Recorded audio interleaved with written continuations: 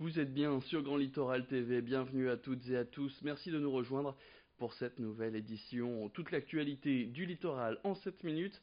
Et c'est parti avec cette nouvelle série de maintenance du côté de la centrale nucléaire à Gravelines, comme prévu dans le plan national de révision des grands réacteurs du pays. Ces prochaines semaines, les concertations sur ces interventions vont avoir lieu. La commission locale d'information, qu'on appelle aussi la CLI, et qui est présidée par le député Paul Christophe, s'est réunie à la fin de la semaine dernière afin de présenter ces réunions publiques auxquelles seront présents l'EDF ou encore l'autorité de sûreté nucléaire. EDF qui doit d'ailleurs présenter des solutions de travaux qui seront étudiées par les différents experts. Plus d'explications tout de suite avec cette interview signée Morgane Relan et Corentin Escaillé.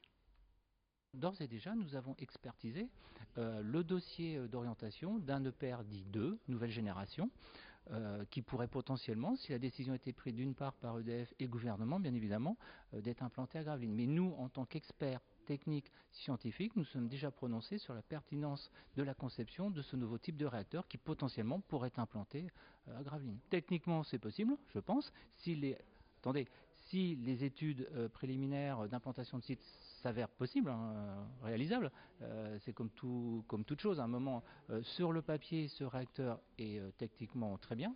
Après, il faut savoir où est-ce qu'on l'implante. Il y a les raisons économiques, il y a les raisons purement techniques, le sol, son implantation. Voilà, les risques naturels auxquels ces deux réacteurs, parce que c'est forcément deux réacteurs avec les EPR2 auxquels ils devraient faire face. Voilà, il y a ça à regarder après, mais pourquoi pas? C'est probablement le nonagénaire le plus connu de la Terre. Tintin, le héros belge de bande dessinée, fête cette année ses 90 ans et il est depuis le deuxième meilleur vendeur de BD de l'histoire. Un héros qui est né en janvier 1929, il a été créé par Georges Rémy, alias Hergé. Depuis, l'aventurier a participé à de nombreuses aventures aux quatre coins de la planète que l'on retrouve donc dans ces fameuses bandes dessinées, mais aussi dans des dessins animés et dans des films. Toute l'histoire de Tintin est partie de Tournai, la ville belge à quelques kilomètres de la frontière française. Xavier Silly a rencontré Étienne Paulet, le petit-fils de Louis Casterman, l'un des anciens directeurs de la maison d'édition du même nom qui a donc publié Tintin. Toute sa carrière, il l'a faite dans cette entreprise qui a fait vivre le héros de bande dessinée pendant de très longues années. Découvrez tout de suite son portrait. Sa mèche orange n'a pas pris un cheveu gris, pourtant Tintin fête ses 90 ans. Le jeune reporter a fait les plus belles années de l'éditeur Casterman, une entreprise née à Tournai en 1780. C'est là qu'Étienne Paulet a fait toute sa carrière.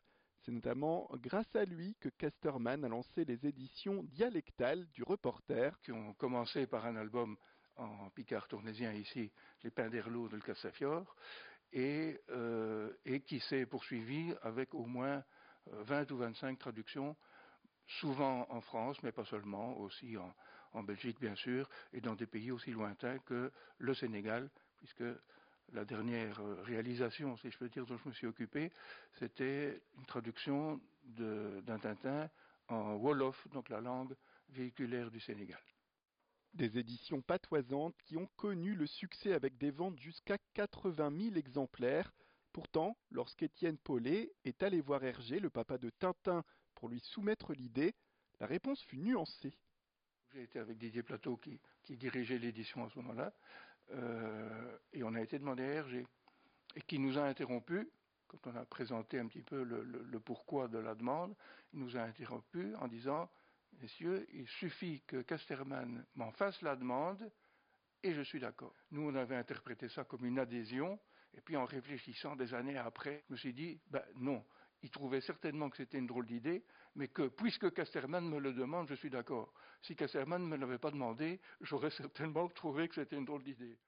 Depuis sa première apparition en 1929, Tintin nous a envoyés dans le monde entier et même sur la Lune. Pourtant, Étienne Paulet, pour avoir vu grandir le reporter, se pose la question de sa durabilité dans le temps. Moi, je fais rire mes petits-enfants quand on leur parle d'un téléphone avec un fil et un cadran, etc.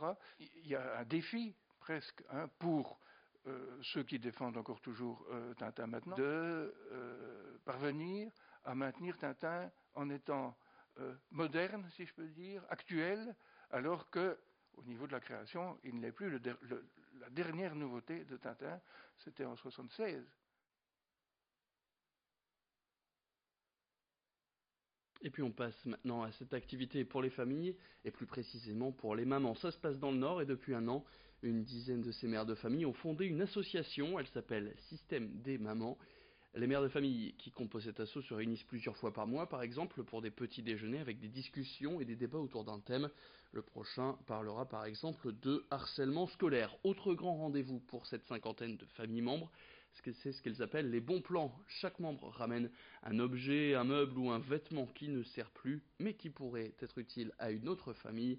Enfin, Système des mamans organise des soirées jeux de société, comme par exemple vendredi dernier. Ça permet de jouer en famille et de sortir les enfants des écrans. Une association donc d'entraide, ouverte à tous, et qui répond aussi à un besoin qu'avaient ces mamans à un moment donné. Écoutez tout de suite deux des membres du comité. On a toutes eu des enfants, dès qu'ils sont un peu en bas âge et nombreux, enfin même 3-4, on en a tous eu besoin à un moment et on s'est dit que il fallait qu'on continue cette histoire-là pour les autres, pour nous aussi, parce que à un moment on s'y retrouvait plus, on n'avait plus ce lien aussi, vu qu'on s'y retrouvait plus. C'est ce qui manque actuellement partout, hein. Il manque de l'entraide. Et puis, en bref, l'actualité, avant de se quitter, à noter donc qu'à cause de la neige qui pourrait être annoncée demain, la région de France a décidé de suspendre les transports scolaires ce mardi dans le Pas-de-Calais et une partie du Nord. Les bus pourront en revanche circuler dans les Flandres, attention, puisque des perturbations pourraient apparaître au fur et à mesure de la matinée. Autre actualité en bref, et ces 23 migrants secourus au large de Calais la nuit dernière. Retrouve le large de l'Angleterre, c'est un navire britannique qui a pris en charge les réfugiés de deux radeaux différents de traversée de la Manche qui sont très risqués. Les tentatives de passer par bateau se multiplient ces dernières semaines.